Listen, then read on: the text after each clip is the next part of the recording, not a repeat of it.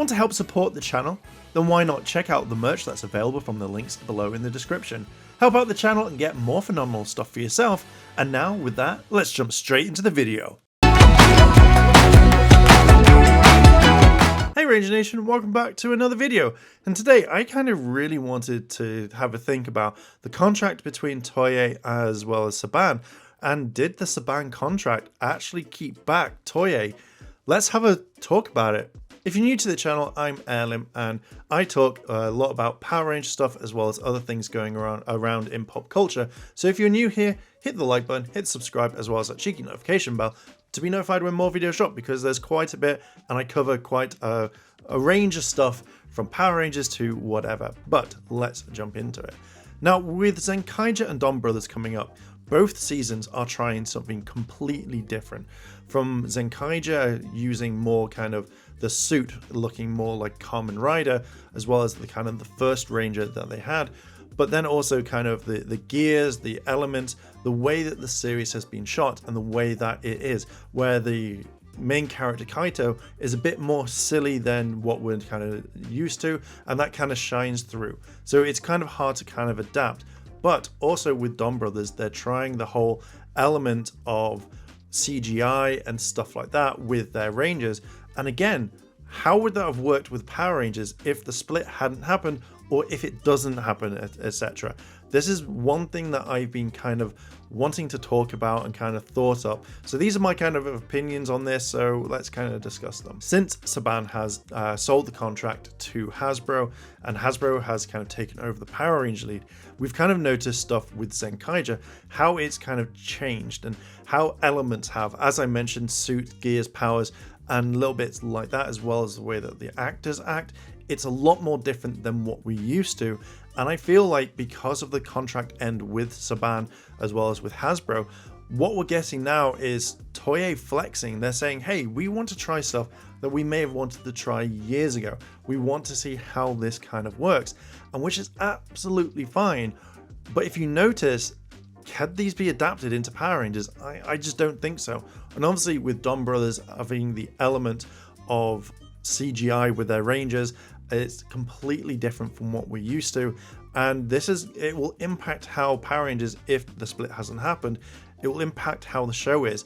But did actually Toei have an agreement saying we will keep to the elements of Power Rangers to what you're used to until the contract is here, or has it just completely stopped? I find these really interesting because Toei has never really kind of played around with the ideas. If we've had silly Rangers or not so serious Sentais, Power Rangers has been able to adapt it and make it more serious. One of the big elements is Turbo and Car Ranger on how Car Ranger was. Don't forget also Guy from Gokaiger, where he was very like, oh my god, look at me. But in Super Megaforce, Orion was completely different. He was more serious, and his way of his fighting was more serious than anything that we got from Guy. So obviously Power Rangers can turn something into a bit more serious tone, but does that mean that now Toei can actually just go, do you know what, we don't care, you've not got the show anymore, you've not got the rights to these seasons, so we're going to do what we can. Now I wanted to bring Kira Major into this because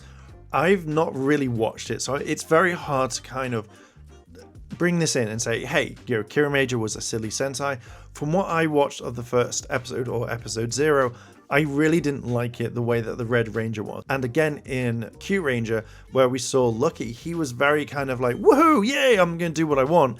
But again, would that kind of translate for Power Rangers? Now I know that Bandai at the time was working with Toei to show their gimmicks to kind of put it in, so I kind of think that they had a kind of clue, but again they could turn these Rangers into a more serious tone for their audience. I feel now that with the contract expired or not being renewed with them, I feel like Toei now is doing what they want, and how they're doing it is showing that they can be a bit wacky, a bit goofbally, but also trying new things.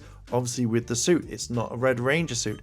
It's very weird how you would go from, say, Kaito being the White Ranger technically, to the point where every other character has been a Red Ranger, and we know that at least Super Sentai has never really changed from that, maybe if you want to count Big One, but effectively it's always been a Red Ranger being the leader of the Super Sentai, And again, it's completely changed. So does this mean that the contract from Saban held them back for some time? We know that Hasbro owns the rights to Super Sentai, to everything from the beginning up to Rhea Soldier, and we've seen this in the comic books where we've had different characters kind of pop up, and it's been kind of a surprise. We've seen it a lot over time, and I feel like because of this contract, Hasbro can do whatever they want from that one. So if they wanted to bring Jetman in, they could do. If they wanted to bring in Bioman, they could do, and they could use the suits and they could make their own thing at the same time. But moving forward, since they can't use anything after Rhea Soldier, it's such an interesting thing. And I feel like even though we had some of the Sentais exactly the same at times, I feel now that Toei is kind of, releasing their stuff, kind of relaxing in and trying new things to keep the brand going for what it is. So why now? Why suddenly this change? If we look back at anniversary seasons, stuff like O-Ranger, Gao Ranger, Bokanger, Gokaija, Zooja, their costumes are very Ranger-like. They are very similar to what we've got from previous Sentais, as well as kind of Power Ranger seasons. But Zenkaija is, again, like I said before, like Kamen Rider, and as well as you've got numbers on the helmets. Even though it's an anniversary season, normally you don't have numbers on the chests. The only time that we ever saw a Ranger with a number on their chest that was part of an anniversary was, I think, Aka Red. We saw him quite a lot. We saw him in Bokanger. He would have the certain number. In Gokaija, he was Marvelous's kind of like tutor, senpai, whatever you want to call it, the leader, and he obviously had 35 on his chest. So why would you then all of a sudden go from all the Rangers to have numbers on them? It just wouldn't make sense, because you're looking at how other seasons are. I could understand if you had it on, say, Kaito, but why would you put it on the others if you weren't going to try and, why would you put it on those Rangers if Hasbro was going to adapt it or could adapt it later on? It's just little things like this that we kind of miss out a lot on. I feel with this, they wanted to try something new. I felt like they've always wanted to kind of be like, hey, we want to move on from this place rather than the same thing over and over again. And I think that they're doing it, and I think that they're having fun. Zenkaija, as much as I'm not a huge fan at the moment, it is a fun Sentai. Don Brothers is going to be completely different. Maybe that will be more serious and more dark. With all of this, my main thoughts have gone to the fact that the contract has ended. There is nothing there to keep the Super Sentai being the same as it has been for the past maybe 44 years or something like that.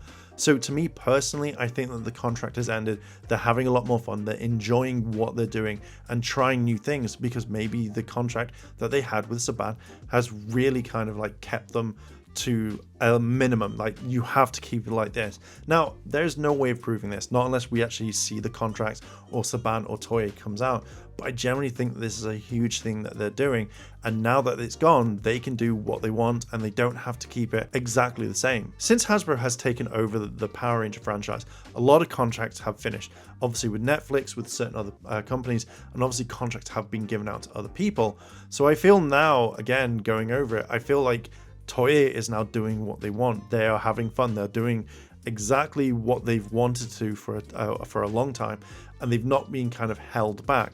I feel like that is one of the things that we need to still focus on and see how the next year's Sentai is going to be, the Sentai after that, to know if it's going to happen. Now, we know that there's a 2-year deal where it comes to making Power Rangers Season 1 and Season 2. So by the time that we get to the end of whichever Sentai or whatever project that Power Rangers is actually working on, or Hasbro should I say, then I feel like that's when we'll know that there is going to be, if it's been completely stopped. Will it be completely CGI? Will it have one Ranger? Will it have 2 Rangers? Will it have an army of Rangers? Whatever it is. So I feel like we're going to see it going on soon rather than kind of much later, and I'm kind of very excited for this. Now, do I see this as a blessing or a curse? I don't know. I think we're going to see it work on time in the next couple of years if Sentai is going to improve, or if it's going to drop off the face of the earth, and when it reaches 50, it's done. So I feel like that's what we're going to see over time. I'm not a big fan of Zenkaija. I know a few people are, and they've been really enjoying it. But to me, I'm kind of over it. Like, I want the series to end, and that's all that matters right now. Is it's run its course. I feel like storylines have been kind of weirded out. They've not been forward, and they've just kind of forgotten a lot of stuff. And I feel like it's going to be a rush, and that is a video for another day. But for now, I generally kind of think that there has been a contract. Toya is now doing their own thing, and that they're really happy about it, and they want to see what works, because maybe they've run out of ideas and they want to try something new. And obviously maybe the contract that they had with Saban wasn't able to do it. But yeah, that's my kind of thoughts on it. I did write kind of a lot more stuff saying like maybe they'll go down the road of how Kamen Rider is filmed and that dark element, but we don't know. But I'm gonna leave it there.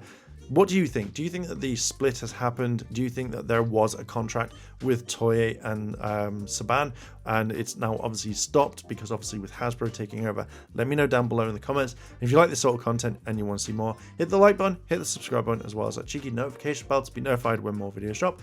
Thank you very much for watching, and I'll catch you in the next video. チャンネルをサポートしてくれてありがとう。チャンネル登録、高評価お願い。以下のリンクから商品を入手することができるよ。